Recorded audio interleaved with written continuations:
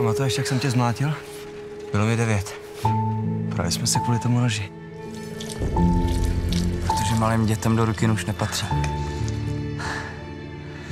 A co si pamatuju, tak si dostal na držku ty. Nikam se stěhovat nebudeme. Padej ven vychladnout. To nemáte dost? Nerozuměle si vypadni. Nebo uděláš co? Kluci, odneste to dolů.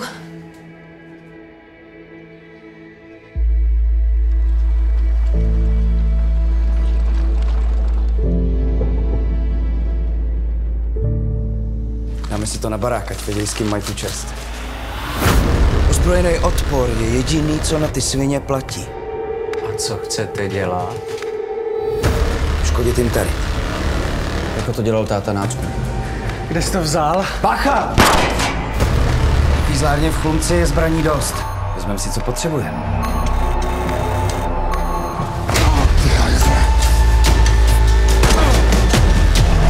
Co se do prdele stalo? Kdybys to neudělal, udělá to on.